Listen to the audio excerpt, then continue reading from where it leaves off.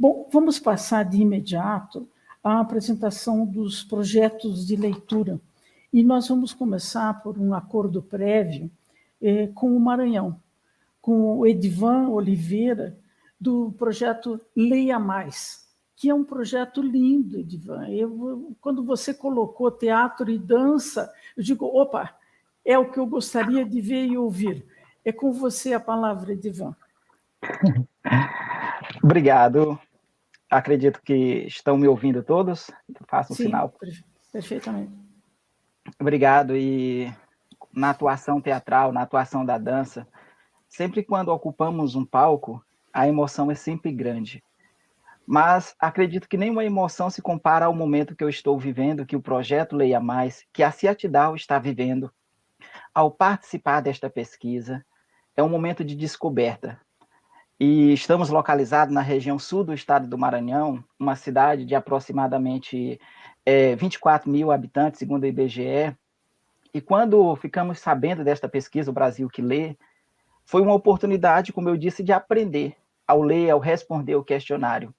Depois, quando ficamos sabendo do webinar, do primeiro, do segundo e do terceiro, ouvindo as outras experiências, nos encontramos e estamos nos encontrando. Então, eu quero iniciar parabenizando a pesquisa, essa pesquisa tão importante, que traz em evidência, que coloca em evidência tantos e tantos projetos que existem por esse Brasil. Então, para poder explorar o meu tempo e apresentar o projeto, vou fazer o início da apresentação, tentando aqui primeiro compartilhar a tela. Só um momento, por favor. Bem, o projeto Leia Mais, ele pertence à Associação CIATDAL, Companhia de Teatro e Dança Arte Livre. E para falarmos de equipes e desenhos organizacionais voltados a resultados, é preciso apresentar um pouco também, né, a história, o histórico deste projeto. Em uma linha temporal, a gente costuma destacar 6 datas que foram e que são fundamentais ao processo, dentre tantas datas que marcam-nos durante a nossa trajetória. E existe também um sétimo evento, a qual, ao final, a gente vai estar falando dele. Então, em 2006, surge o projeto, janeiro de 2006, e o projeto ele surge somente como uma atividade teatral. O objetivo, depois de um período em que eu, como fundador do projeto, passei por um problema de saúde, tive que sair do Maranhão para desenvolver um tratamento em Goiânia, no estado de Goiás, e muitas pessoas se mobilizaram na cidade para poder ajudar uma campanha financeira, para poder ajudar no meu tratamento. Então, quando eu retornei e cheguei em Porto Franco, eu pensei, a gente precisa fazer alguma coisa para retribuir, para agradecer as pessoas. Então, pensamos em fazer um espetáculo teatral, que foi o espetáculo Paixão, Morte de Cristo. Reunimos jovens que faziam parte de grupos na igreja, jovens que não faziam parte de grupos, e assim começamos os ensaios. Primeiro acontecia na frente da residência da minha mãe, depois a gente conseguiu uma quadra dentro do próprio espaço da igreja para estar desenvolvendo esses ensaios. Quando passou a apresentação, no dia seguinte eu estava novamente sentado lá em frente à residência da minha mãe, quando os jovens começaram a chegar e começaram a cobrar, a gente precisa fazer novamente outro ensaio, precisamos ter outra peça. E aí eu falei, tudo bem, vamos fazer só mais uma. E até hoje nós estamos fazendo mais um espetáculo teatral, mais uma peça e mais uma atividade. Então, já se passaram 15 anos desse projeto, onde nós tivemos a oportunidade, durante esse percurso, ir inserindo novas atividades dentro da ação que são desenvolvidas pela associação. Então, em 2008, eis que surge a dança. Além das atividades teatrais, a dança, especialmente a dança de rua, e hoje, em outros encontros aqui do webinar, eu pude ver muitos relatos destacando a relevância da dança de rua. E aqui, na nossa associação, não foi diferente. A dança de rua ela foi um meio prático para trazer os jovens, em especial os jovens da periferia, para vir ao projeto. E assim, aqui estão algumas fotos de apresentações que foram realizadas, festivais que a companhia teve a oportunidade de participar. Mas um momento fundamental é esse que a foto apresenta. Saímos de Porto Franco para ir em São Luís, que é a capital, 700 quilômetros de distância, levando alunos da rede pública que participaram de um festival organizado pela associação para São Luís. E dentre esses alunos, havia uma outra associação parceira, que é a Associação Pestalozzi, e tínhamos um espetáculo, esses espetáculos eles aconteceram, ainda há uma parceria com a Associação Pestalozzi, é o espetáculo Sobre Rodas, Assim se Balha. E esse espetáculo fez grande sucesso em São Luís, tanto é que estava previsto apenas uma apresentação, depois terminou que apresentamos 2 vezes, utilizando os 2 principais teatros, e aquilo foi muito importante, tanto para os jovens, quanto o pessoal da Pestalozzi, como para a própria associação. E aqui, a utilização dessa arte cênica, né, do teatro, da dança, como uma intervenção cultural que acontece nos bairros, que acontece no mercado público, que acontece nas escolas.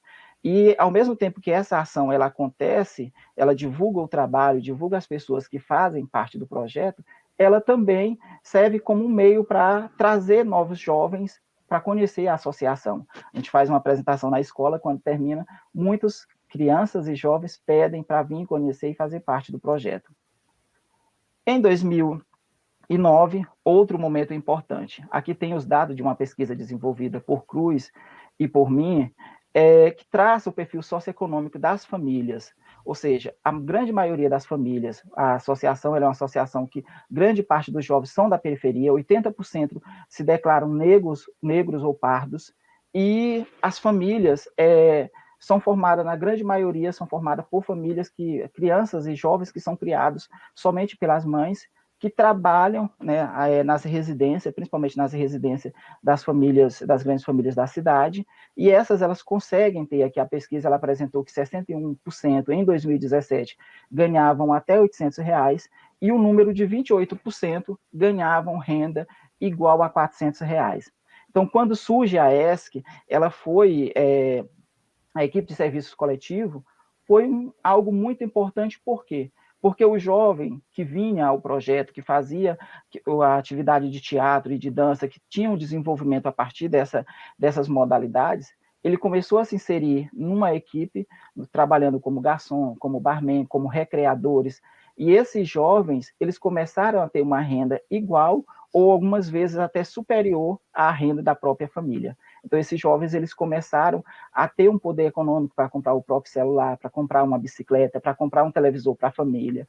Então, isso começou a trazer resultados importantes nas ações do projeto. E a gente falando em estrutura organizacional da associação, no ano de 2009, a companhia ela foi contemplada em um projeto federal e deixamos de receber esse recurso porque não tínhamos um CNPJ. Então, no mesmo ano, buscamos os meios de criar a associação, de legalizar, de registrar o estatuto da companhia, porém, houve um problema no cartório, e somente em 2018, quando procuramos novamente para fazer o registro de uma ata, quando disseram que a associação não tinha registro lá naquele cartório. Tivemos que fazer tudo novamente, mas deu certo, e aí apresenta aqui o organograma da associação.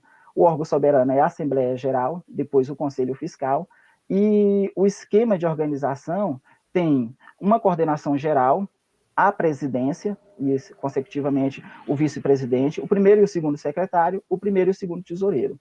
A maneira como está apresentado, à esquerda, a coordenação geral e a tesouraria, e à direita, a presidência e a secretaria, é uma forma de nos organizarmos melhor para poder colocar as diretorias, ou seja, esses cargos acima apresentados, eles são eleitos a partir do voto.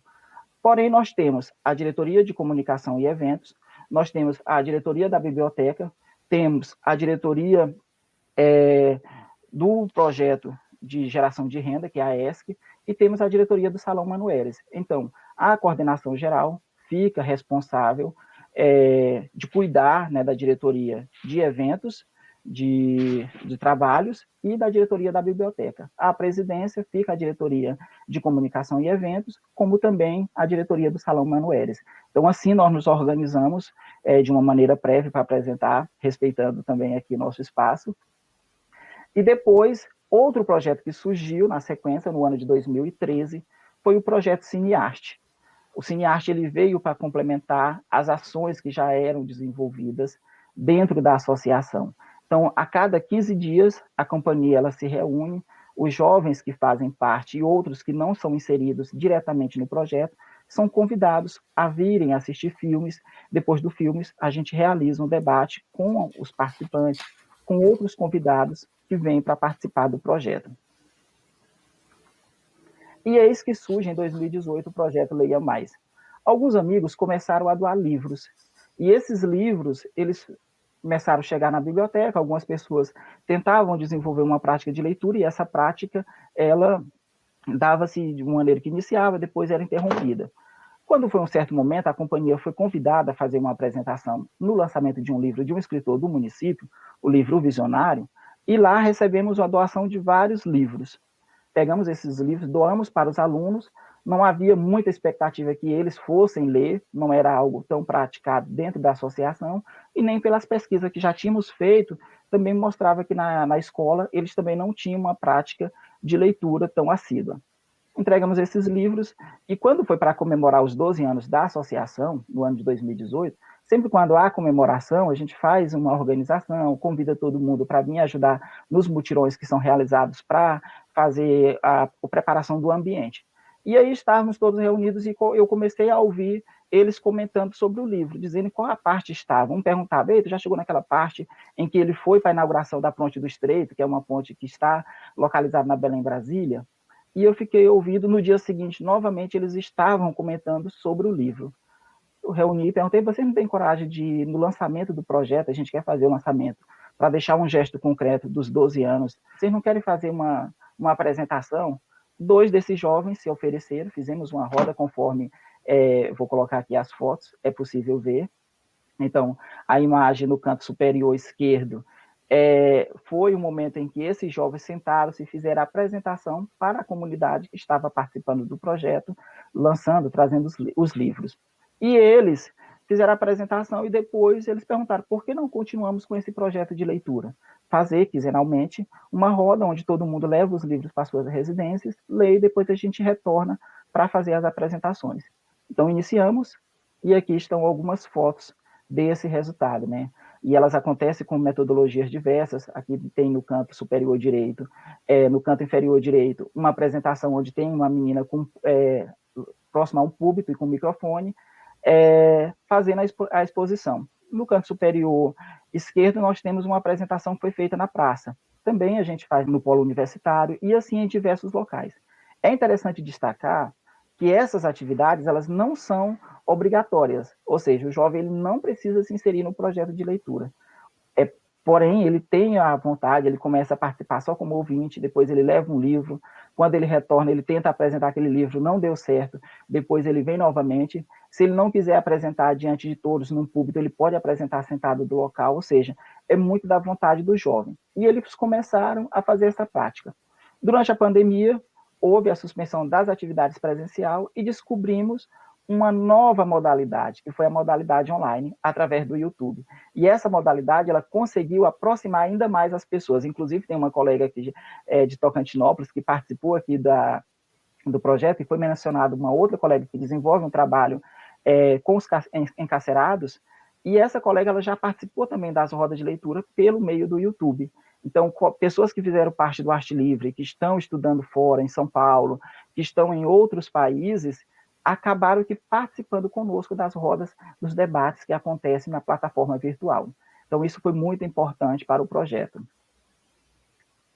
E aí, depois de apresentar essa organização, a gente costuma dizer aqui no projeto que são pautadas 3 dimensões que resultam em uma 4ª. Então, quais são essas dimensões? É a dimensão cultural / artística, como já foi apresentada, o trabalho e renda, que é a oportunidade para que esses jovens venham e tenham acesso, né, dentro da própria companhia, a um meio que eles possam estar inseridos, para assim ter a oportunidade de ganhar um meio de ajudar a família. E, por fim, a dimensão educacional. Essas dimensões, elas resultam naquilo que a gente busca, que é a promoção da dignidade. E quando você tem dignidade, você tem autoestima. E assim os jovens eles começam a desenvolver cada vez mais, desenvolver-se cada vez mais. E aqui nós temos a missão da companhia, que é atuar como responsabilidade social, mediante o fomento cultural, artístico, educacional e econômico para a promoção da dignidade da pessoa humana. Ao longo das atividades, quando iniciamos, tudo acontecia de maneira empírica, ainda continua acontecendo. Por isso que eu destaquei a relevância dessa pesquisa, a metodologia que foi utilizada e que está sendo utilizada. Por quê? os nossos processos são feitos de maneira empírica, a gente vai descobrindo, um vai colocando uma ideia, e essas ideias vão complementando-se, e assim a companhia vai conseguindo continuar desenvolvendo suas atividades. Porém, com o passar do tempo, aqueles garotos que entraram com 15 anos, hoje já estão com a idade avançada e continuam fazendo parte da equipe. Porém, com um diferencial.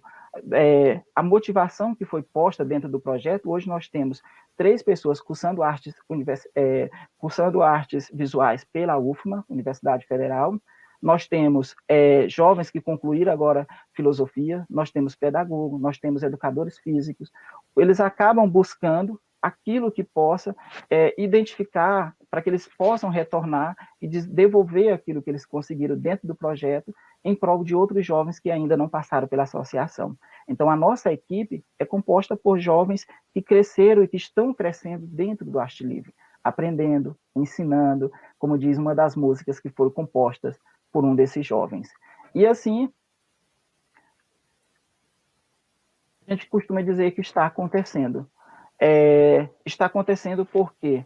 Porque os jovens que se sentiram e que se sentem contemplados com o projeto, que antes, quantas vezes a gente tinha aqui dentro um debate, a dificuldade desses jovens estar se inserindo dentro da comunidade, às vezes a dificuldade de se aceitar. Na própria pesquisa do José Carlos, que concluiu filosofia, um dos levantamentos que ele fez é a dificuldade do próprio se identificar como negro dentro da comunidade, essa negação, que acaba sendo fruto de um processo que faz com que ele sinta-se envergonhado de se representar, e quando ele chega aqui, ele passa a identificar a dignidade, não como a dignidade como um meio que o trabalho é que vai te dar essa dignidade, mas o contrário, né? Ele acaba se identificando e assim ele percebendo que o meio onde ele está não o difere, não o faz pior do que qualquer outro. Então esse jovem ele começa a querer se inserir cada vez mais, começa a buscar um espaço e a gente começa a perceber essa transformação que ocorre. A associação, ela continua imaginando futuros desejáveis. E como isso está ocorrendo?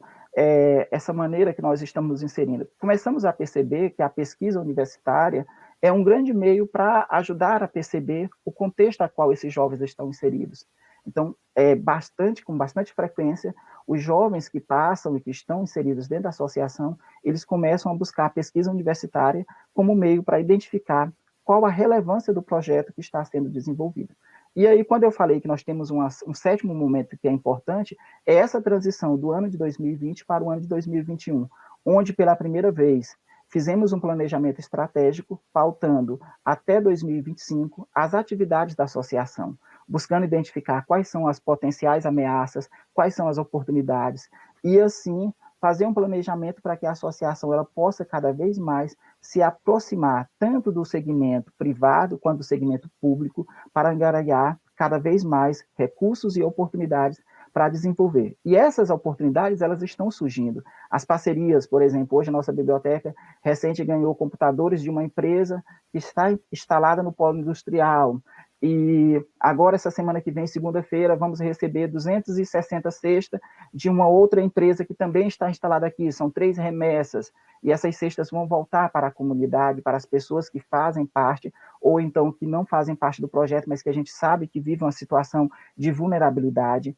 Então, assim, o projeto ele continua acontecendo de uma maneira, como a gente sempre diz, a oportunidade que nós temos, que nos é dada, a gente vai aproveitando aos poucos. E aí, hoje, com essa visão do planejamento estratégico, a gente conseguiu olhar todo o panorama da região, o potencial. Nós estamos numa localidade onde o teatro mais próximo fica a 100 quilômetros de distância, onde o cinema mais próximo também está localizado nessa cidade, onde existe poucas associações representando a sociedade civil.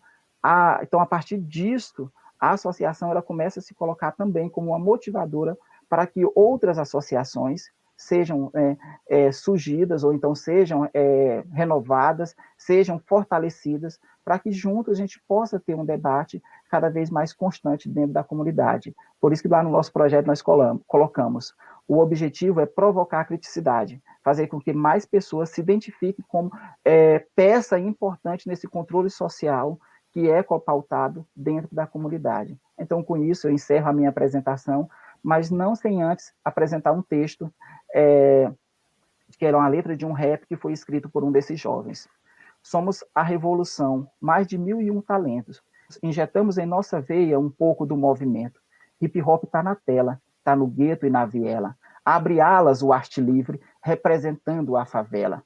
Foi nessa caminhada que tudo começou. De degrau em degrau, está na luta o sonhador. Hoje abraça a realidade. Arte livre, uma família, uma escola de verdade. Acredito na lealdade, na paz, justiça e liberdade. Preparados para o amanhã. Canto, grito, choro, danço, aqui posso me expressar. Não tem vez o preconceito, todos temos direito, uma vitória a conquistar. Alcançar objetivos, resgatar vencedores, descobrir seus talentos. Moleque que sofreu, até dormiu ao relento, conheceu a arte livre, valoriza o movimento, em forma de poesia ficou claro o meu relato. Esse moleque já venceu, hoje está do nosso lado, contemplando a realidade, tem jeito de professor. E aqui, por final, ele destaca a grande relevância destes profissionais que são os professores. Edvan, eu acho que eu tenho que fazer uma coleção de cumprimentos para você, para toda a equipe, para todos os participantes, porque é um projeto belíssimo, é uma ação social, cultural, poética, e extremamente relevante, não só para vocês que a fizeram, para nós que as ouvimos também, porque ela faz renascer alguns sonhos, alguns desejos que às vezes ficaram perdidos pelo caminho. E com a força dessa arte livre, a força desses jovens, eu acho que a gente começa a recuperar um pouco de esperança. Parabéns. Parabéns pela apresentação, parabéns pelo projeto e parabéns por quem escolheu você para estar aqui hoje conversando conosco. Muito obrigada. A gente começou essa pesquisa, nós não tínhamos dúvida de que nós íamos nos surpreender, né? Nos surpreender não pelos projetos que viriam, porque nós, pela nossa experiência, pelo que a gente já caminha na área da leitura, a gente sabia o quanto se faz pela leitura nesse país, em trabalhos que às vezes não têm visibilidade nacional, mas que são fundamentais nas suas regiões. Mas é uma alegria muito grande ver a potência desses trabalhos, poder comprovar que aquilo que a gente sempre intuiu, que aquilo que a gente sempre acompanhou aqui e ali, de fato, são potência aonde acontece, né? Então, esses relatos só mostram para a gente que esse caminho é difícil. A gente que caminha pela área da leitura, da cultura, a gente está num caminho difícil, num caminho que é duro, mas que realmente é o único caminho possível.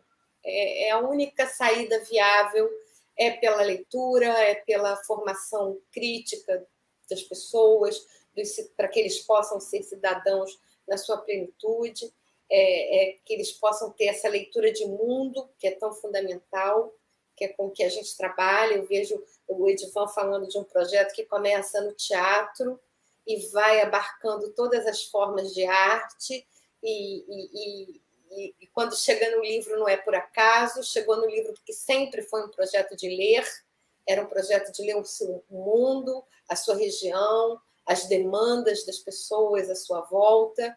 Então, chegar no livro era uma consequência, né?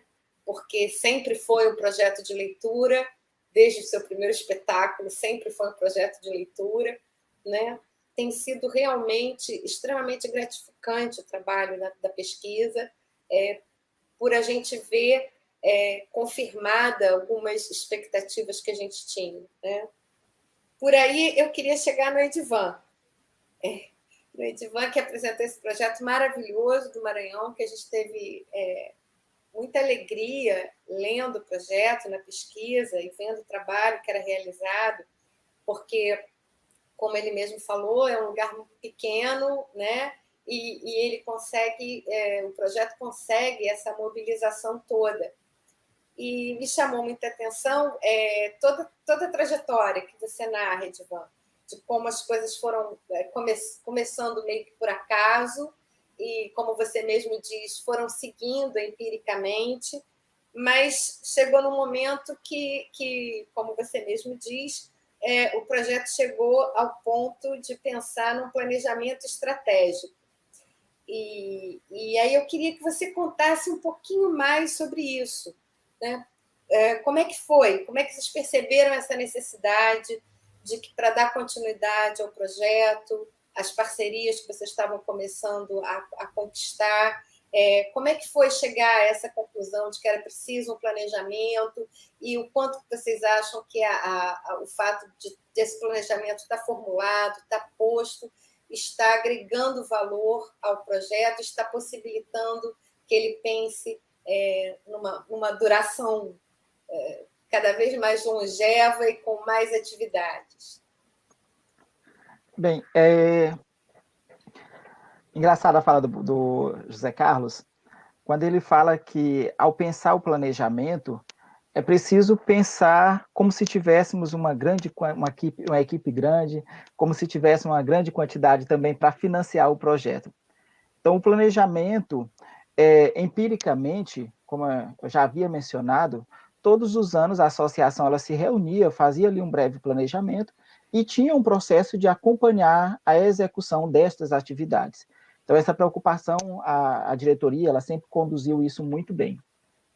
E com a continuidade, com o passar do tempo, cada um dos meninos que foram se ingressando, que foram entrando no meio acadêmico, eles começaram a trazer evidências de quanto o projeto, mesmo com o conhecimento popular, o quanto que o projeto estava trazendo algo importante para a cidade. E também a gente começou a perceber o quê? O município de Porto Franco, ele é um município polo, aqui são 8 municípios que estão a um raio de 50 quilômetros, próximo ao município, e começou a vir jovens desses outros municípios conhecer o projeto. Tinham professores que começavam a trazer alunos para vir passar o dia com a associação, para conhecer como era desenvolvida essas atividades. Teve alunos que cursavam o ensino médio, alguns desses municípios, os alunos saíam para cursar o ensino médio em Porto Franco e acabavam que esses alunos ficavam na associação, tinham um diálogo com os pais, e eles ficavam na associação também para estar, né, buscando um pouco mais de participar do projeto. Então, a gente começou a observar isso. E quando foi feito o planejamento, o primeiro passo que foi colocado foi isso que o José Carlos colocou. Vamos imaginar como se nós tivéssemos uma equipe grande e como se tivéssemos um financiamento que fosse capaz de abarcar toda essa região, a qual a gente já percebe que as pessoas estão participando conosco do projeto.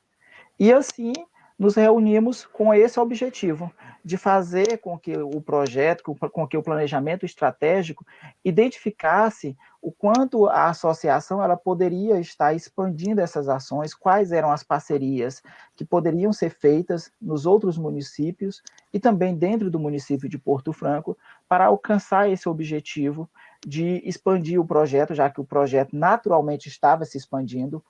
Hoje a associação, existe outros, né? Existe uma fundação, por exemplo, Estreito, que é uma cidade próxima. Essa associação ela sempre convida o movimento, o Arte Livre, a estar indo lá desenvolver atividades. Hoje mesmo, ao término daqui do evento, nós vamos nos deslocar para uma cidade que é 50 quilômetros de distância, que é São João do Paraíso, onde teremos uma reunião com fazedores de cultura daquele município. Então, naturalmente, as coisas já estavam acontecendo, sem planejamento, mas nós já estávamos fazendo essa regionalização. Então, o planejamento ele veio para fazer, né, essa organização para que a associação ela pudesse pensar uma maneira de estar alcançando de maneira mais eficiente, de estar levando as ações em sua totalidade aos outros municípios. E a gente percebe essa necessidade, ou seja, lá na primeira atuação, quando os meninos começaram a querer produzir seus próprios textos teatrais, quando os meninos começaram a querer produzir as suas músicas, né, os seus rappers, então ali já estava presente a leitura. Então, esse encontro, ele deu-se diante de uma necessidade que já estava ocorrendo, né, de um evento que já estava presente, porém nós não nos darmos conta. E quando percebemos isso, a gente viu o quanto que o planejamento estratégico trouxe-nos uma coisa que a gente sempre falava das limitações. Existem muitas limitações, existem muitas barreiras. Porém, quando fizemos o planejamento estratégico, a gente conseguiu observar que as oportunidades que estavam pautadas para nós era muito maior do que as ameaças, que os pontos fortes que a associação tinha eram muito superiores aos pontos fracos. Então, nós ficamos nos perguntando, mas por que nunca fizemos isso? E outro fator importante foi, eu estive, concluí agora o curso de administração pública, e esse curso, ele também foi fundamental para quê? Para olhar lá dentro da universidade, o quanto que a associação ela já vinha caminhando com um processo, porém nós não nos dávamos conta disso. Então foi esse encontro, o encontro do curso de administração pública, o encontro das atividades de regionalização que já estavam presentes, nós não percebíamos, que levou-nos a pensar um planejamento, e um planejamento a longo prazo, um planejamento que vai até 2025, como eu disse, mas que a gente tem os objetivos e tem as metas a serem alcançadas. Então foi isso que acabou ocorrendo. Não, isso é fundamental. Como eu falei aqui antes, eu já tive essa experiência de coordenar um projeto de formação de leitor dentro de uma ONG, e realmente é muito importante isso. É importante a gente ter esse planejamento, é importante, o Eleison falou isso quando falou também das editoras que precisam de um suporte, dessas pequenas editoras independentes, que às vezes não conseguem nem destrinchar um edital, porque é isso, né?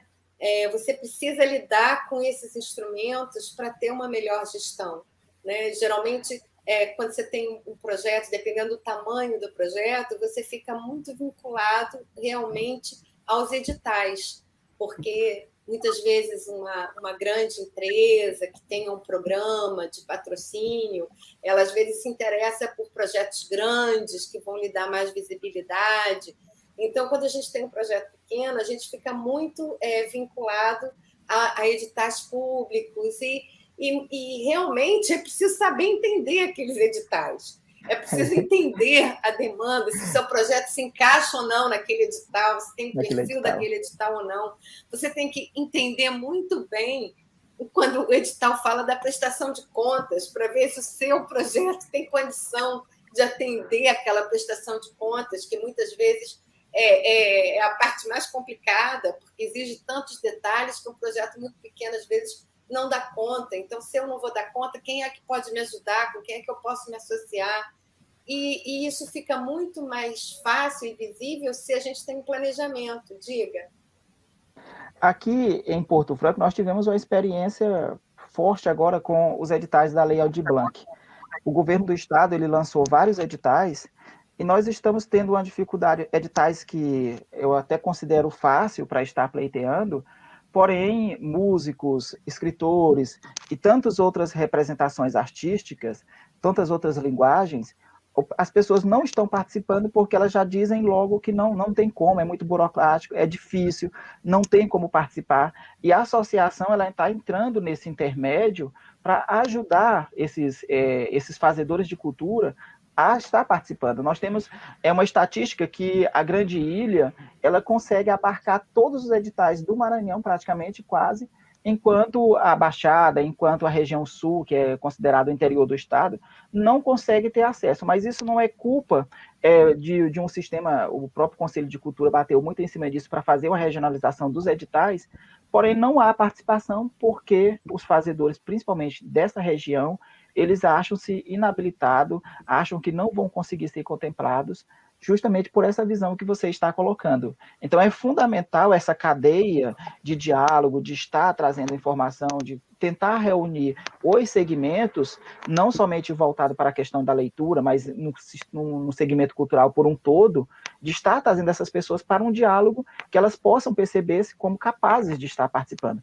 E a outra questão é a legalização, a formalização. Muitos trabalhos não têm uma rede social, por exemplo, onde está postando as fotos dos seus eventos. E aí, quando a gente pede para fazer um portfólio, não tenho nada.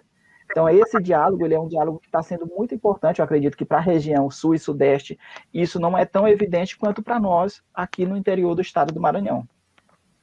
Não, é verdade. E uma outra coisa que nos moveu nessa pesquisa, viu, Edivan, foi justamente que que mais do que as informações que ela vai gerar e o quanto isso pode ajudar para se ter esse mapa do que se faz pela leitura no Brasil e do que se precisa fazer, é uma intenção nossa, e esses primeiros encontros nesse webinar, né, já são fruto disso.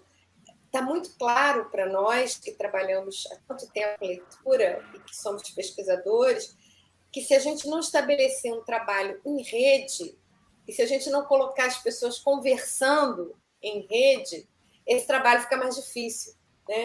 Esse trabalho fica muito penoso. Então, nós não temos a pretensão de criar uma rede formal, nem de gerenciar nenhuma rede formal, mas a gente tem o desejo de poder colocar as pessoas que responderam a essa pesquisa, né, visíveis umas para as outras, e que elas possam estabelecer essas redes, como você está fazendo aí, né, com as pessoas que você está falando que não têm, que se sentem inibidas diante do edital, e que vocês podem aí na associação estar fazendo esse trabalho de destrinchar, de apoiar, de dizer qual é o caminho, né? A gente quer muito que essa pesquisa do Brasil que Lê possa ser esse espaço de partilha e de uma rede muito, não uma rede formal, organizada e com alguém que comande, mas uma rede de interesses, afetos, apoios, porque isso é fundamental. Sem isso, acho que a gente não anda para lugar nenhum, né? A gente não chega a lugar nenhum. Obrigada, Denise. Olha, eu queria dizer uma coisa referente a esse projeto Brasil que Lê, que foi estruturando na minha cabeça à medida que eu fui assistindo às mesas. Se no princípio eu pensava, e talvez alguns outros como eu, que o Brasil que Lê seria uma espécie de banco de dados de projetos sobre leitura. Eu confesso que eu me enganei, em especial em relação à terceira mesa e à mesa de hoje. Porque quando a gente trabalha com leitura, e você usou uma palavra feliz agora no final, dizendo que a gente trabalha a leitura com paixão. Então, quando a gente começa um projeto de leitura, a paixão é dominante.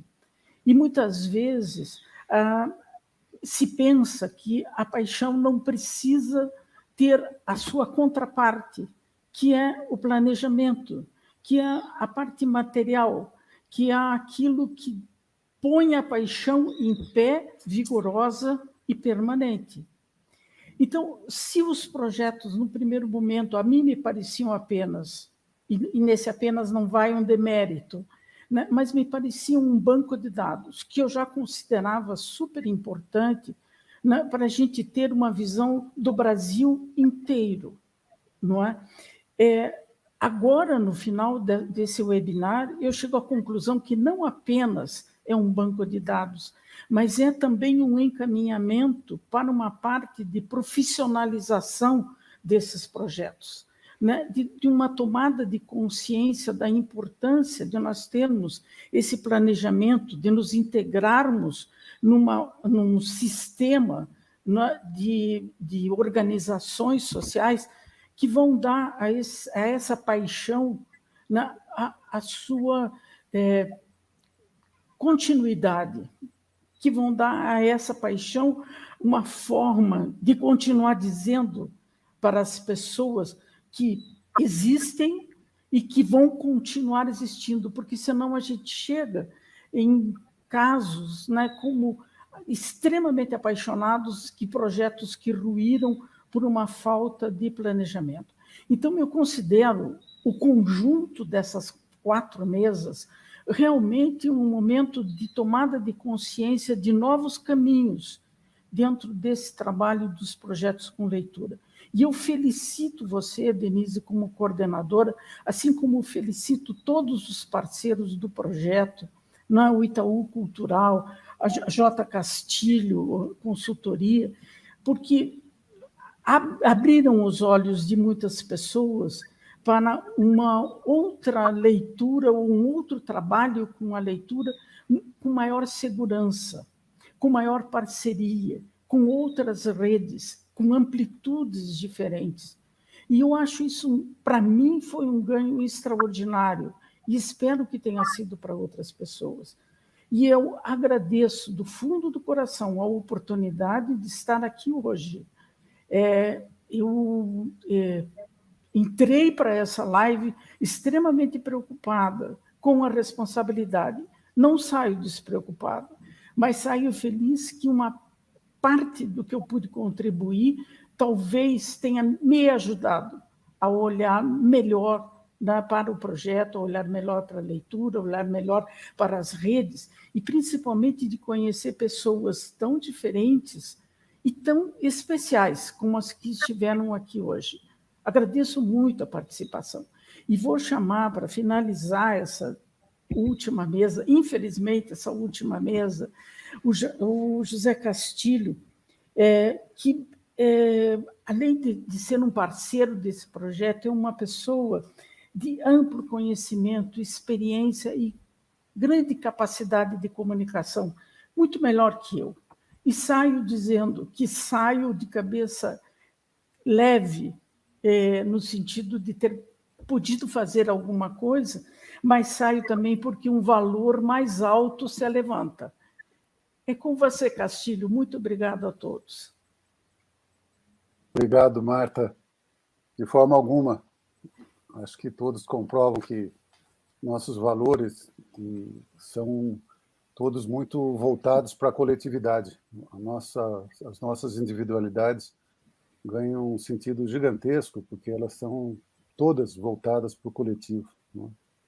Para essa atividade conjunta, que é uma atividade também de afeto, uma atividade de compartilhamento, como nós vimos hoje e nas 3 mesas anteriores. Obrigado pela sua ótima e poética mediação. Eu queria dar as últimas palavras, então, de encerramento desse nosso 4º encontro, que somou-se aos outros 3 anteriores e abarcou todo esse mês de agosto, né? Esse mês tão conturbado no nosso país, onde todos os problemas não apenas persistiram, mas se agravaram no campo político, social, econômico, sanitário do país. Mas nós soubemos, com muita resiliência, com muita garra, no esperançar, como dizia Paulo Freire, que é aquela esperança ativa, nós chegamos a concluir esse ciclo, que foi um ciclo, antes de tudo, de retorno e também de reconhecimento a todos e todas e todes que responderam ao questionário do Brasil que Lê e se integraram nessa busca coletiva que estamos fazendo também de tipificar, qualificar, colocar a luz sobre todos aqueles que fazem a formação de leitores no país. Alguns trechos, né, de livros e de autores que muito, não apenas me influenciaram, mas influenciaram de maneira geral todo o país. Dos vários que tive, um se destaca de maneira cotidiana na minha vida, né? Tenho com o professor Antônio Cândido uma relação quase de sentimento filial, pelas tantas dívidas que eu tenho com ele do ponto de vista intelectual e pessoal e político. E, para encerrar, eu resolvi citar um pouco esse livro, que talvez por muitos consideram o livro mais político do professor Antônio Cândido, chamado Teresina, etc., onde Antônio Cândido fala, uma parte do livro exatamente sobre Teresina Carini Rocchi, que foi uma socialista italiana, nascida em 1863, que veio ao Brasil em 1890, passou parte da sua juventude em São Paulo, envolvida em atividades anarquistas, em movimentos de reivindicação social no início do século XX, E foi exatamente em 1910 se radicou em Poços de Caldas. Não é, Cristina? Aí em Poços de Caldas. E em Poços de Caldas ela conheceu, Antônio Cândido a conheceu, e teve acesso também aos seus cadernos, porque ela foi uma pessoa também que se dedicou a palestras, a aulas, a formação de pessoas durante toda a sua vida, até 1951, quando faleceu com 88 anos. Lembrei desse livro porque todos nós também, ao trabalharmos o cotidiano, nós trabalhamos com essas grandes utopias que nos movem em direção ao amanhã, ao construirmos os nossos dias, as nossas realidades, o nosso presente. E é exatamente pensando nisso, não é, que eu queria ler e, com isso, fechar esse trecho que Antônio Cândido buscou nos cadernos de Teresina. Diz Teresina: vive-se melhor sonhando. Os sonhos e os ideais alegram a vida e a prolongam, porque nos mantém fortes e esperançosos de um futuro mais belo. Entre eles, haverá algum irrealizável, uma utopia. Mas que importa? A história da humanidade diz que o culto de um ideal e de uma quimera é o elixir da longa vida, a pedra filosofal, em virtude dos quais um povo não morre. Depois de nós, alguém verá realizado o nosso sonho. Teremos tido o mérito de haver contribuído para essa realização. Isso é uma reflexão dedicada a todas, todos e todes que fazem esse Brasil que lê. Muito obrigado e até a próxima.